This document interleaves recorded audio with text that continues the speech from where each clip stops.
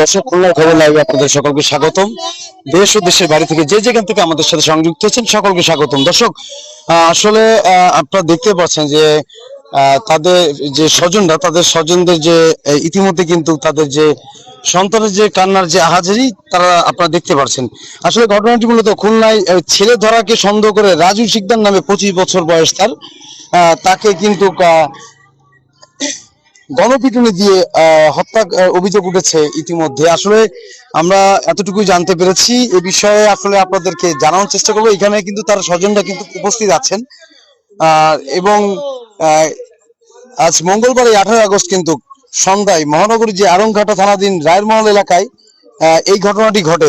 বিশেষ করে গুরুতর আহত অবস্থায় তাকে উদ্ধার করে খুলনা মেডিকেল কলেজ হাসপাতালে নেওয়া হলে চিকিৎসক তাকে কিন্তু কিছু সময় পরে কিন্তু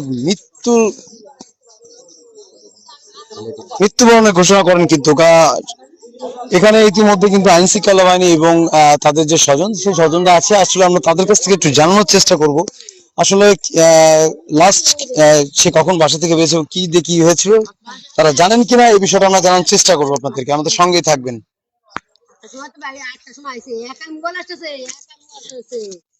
আসলে এই যে যিনি যে রাজু শিকদার, ইনি কি হন আপনার? আমার ছোট ছেলে। ছোট ছেলে? জি। আসলে এই যে একটা অভিযোগ উঠেছে যে চুরির ঘটনা, এই বিষয়ে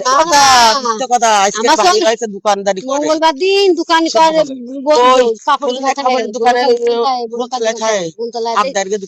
আপনি দোকানে আমাদের দোকানে শুনে দাও বন্ধ থাকে। আগের দিন নিয়ে আইসে আমরা এই মঙ্গলবার দিনও নিয়ে আইসে আসলে সারাদিন বাড়ি শুয়ে আছে। একটা বছর দুটো বছর শুয়ে থাকে। শুয়ে থাকলে আমি ওই দুটোর সময় উঠে গোসল করে খাইয়ে দেয়, শুয়ে থাকে তলে শুয়ে থাকে। কাপড়ের দোকানে কর্মরত ছিলেন, বাসা থেকে বেরিয়েছে আজকে খালি মোবাইল আসতেছে। মোবাইল আসতে আসতে এবার মোবাইল তোমার মোবাইল আসতেছে আমার জাতি কথা আমি কোন জাতি হবে আমার।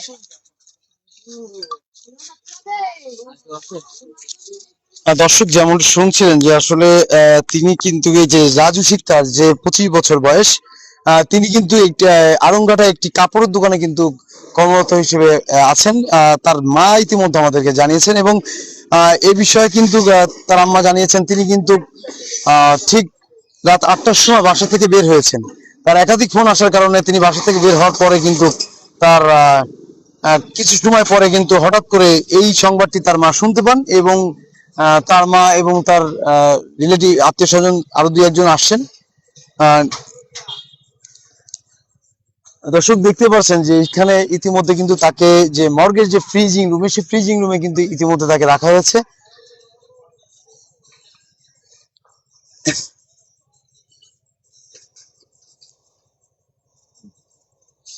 দর্শক, যদি আপনাদের কোনো মতামত থাকে অবশ্যই কমেন্ট বক্সে জানাবেন। আমরা অবশ্যই আপনাদের প্রশ্নের উত্তর দেওয়ার চেষ্টা করব।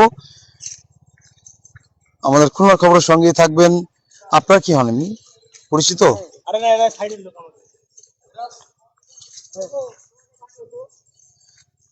দর্শক, আসলে ঘটনাটি ঘটেছে কিন্তু খুলনা আরংঘাটায়। খুলনায় ছেলে ধরা সন্দেহে কিন্তু এই রাজু শিকদারকে আসলে তা গণপিটুনি দিয়ে হত্যা করেছেন বলে ইতিমধ্যে অনেক তার ফ্যামিলি এবং যে সকল লোকজন তার সঙ্গে এসেছিল তারা কিন্তু আমাদেরকে এটাই জানিয়েছেন। তার বয়স কিন্তু 25 বছর। যেহেতু তার মার কাছ থেকে ইতিমধ্যে আমরা শুনতে পেলাম যে সে কিন্তু একটি কাপড়ের দোকানে চাকরি করতেন। আজকে মঙ্গলবার বন্ধ দিন, সে বন্ধের কারণে তিনি বাসায় ছিলেন। তো বাসায় থাকার কারণে পরবর্তীতে তার একাধিক ফোন আসছিল। তখন তার মা জিজ্ঞেস করেছিল, বাবা এত ফোন আসছে কেন?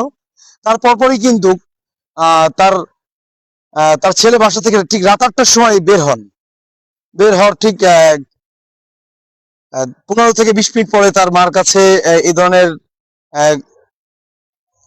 খবর যায় যে আসলে তাকে গণপিটুনি দেওয়া হয়েছে। তার অবস্থা অনেক আশঙ্কা অবস্থা, যার কারণে তাকে খুলনা মেডিকেল হসপিটালে নিয়ে আসা হয়। তো আনার পরে কিন্তু যে এখানে যে চিকিৎসক, যে ডাক্তার ছিলেন, তিনি কিন্তু তাকে মৃত ঘোষণা করেছেন।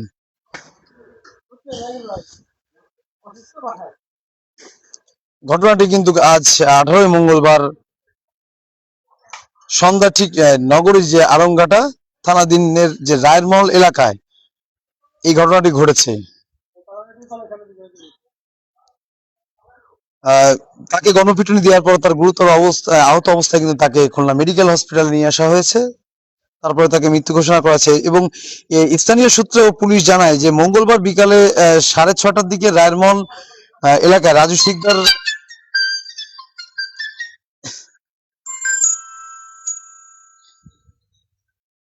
রাজু শিকদার একটি শিশুকে সঙ্গে নিয়ে যাচ্ছিলেন বলে এখানকার প্রশাসন এবং আহ, যে স্থানীয় লোকজন তারা কিন্তু এই বিষয়টি তাদেরকে জানিয়েছিল।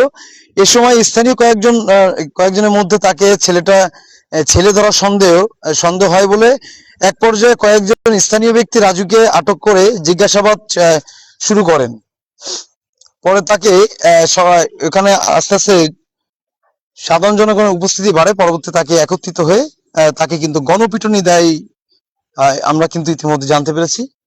তো তাকে মেডিকেলে নিয়ে আসার পরে কিন্তু তাকে ডাক্তার মৃত ঘোষণা করেন। তো দর্শক, এই ছিল খুলনার খবর থেকে সর্বশেষ আপডেট।